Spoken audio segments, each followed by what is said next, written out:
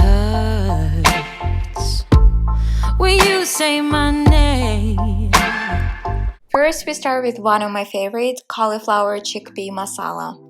And we start out by cutting onion and garlic, then pour olive oil into the pan, add onion and garlic, and fry them on the medium heat. Cut a little piece of ginger, and once garlic and onion become beautifully brown, grate ginger right into the pan. Now we are adding salt, pepper, chili flakes, and onto the cauliflower we go. It will be much easier if you buy frozen cauliflower florets. It will save so much time, but we don't have it here in a regular supermarket, so we are doing it in an old-fashioned way. First, cut and wash cauliflower very carefully to help force any insects out of the florets. Then break the head into smaller florets and remove any large stones. Now we are adding the florets into the pan to the garlic and onion, and then I'm adding all the spices.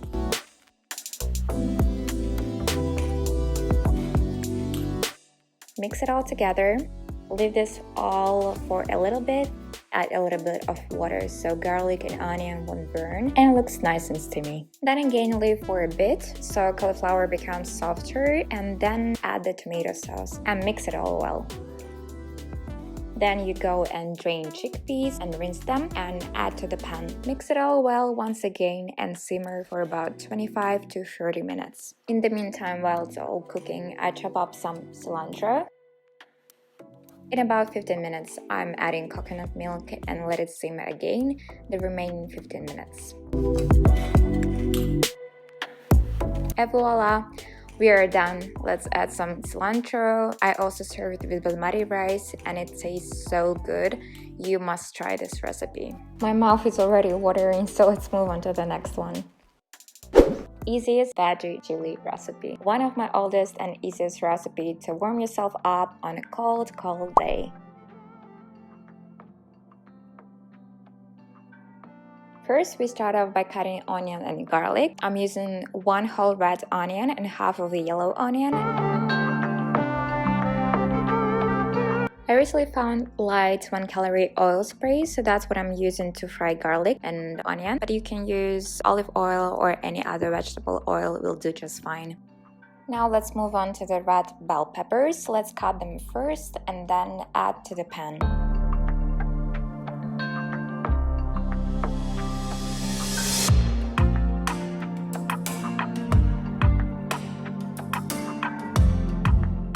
Then I drain and rinse 2 cans of beans, add a splash of water, stir it again, and add tomato sauce. Let's cover it all up and leave for 20 to 25 minutes. It really cooks very quickly. While it's all cooking nicely, I'm cutting avocado to add to this delicious meal. Then garnish with fresh cilantro and serve over spinach to get some greens. You can substitute for rice if you like, or quinoa would actually be a nice option. It's completely up to you. Sweet potato tahini bowl, all my favorites in one. You have carbs, protein, and healthy fats, and some greens as well. And yet again, super easy and quick to make. For this recipe, we will need 1 sweet potato, a can of chickpeas, a staple, tahini, cannot live without it, tomatoes, some leafy greens. We will need almond meal, nutritional yeast for the chickpea to make it incredibly crunchy, paprika, turmeric, and garlic powder. First, preheat your oven to 200 Celsius, put the timer for 35 minutes. Then chop up that sweet potato. That's a lot of muscle work, I must say.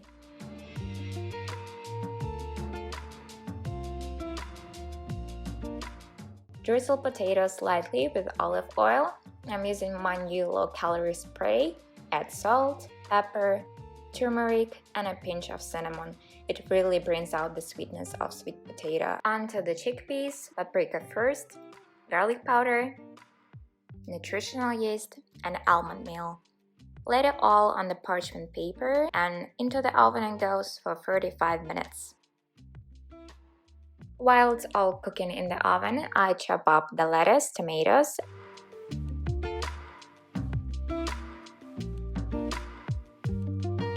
and make the tahini sauce. 1 tablespoon of tahini, a little of garlic powder, Then squeeze half of a lemon. I mean, really squeeze it. Leave no juice behind. A little bit of water. Mix it all well. If it's very thick, add more water.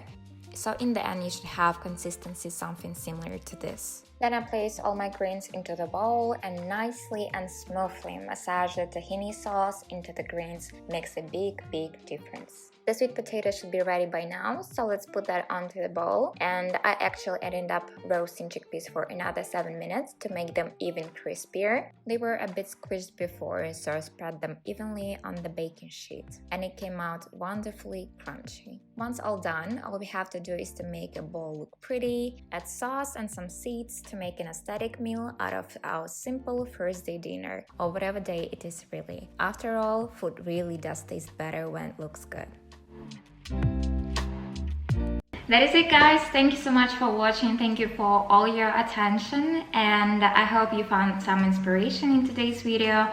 Take screenshots and go to the description box below. All the recipes details gonna be down there, and see you next week for a new delicious vegan meal. Thank you so much for watching.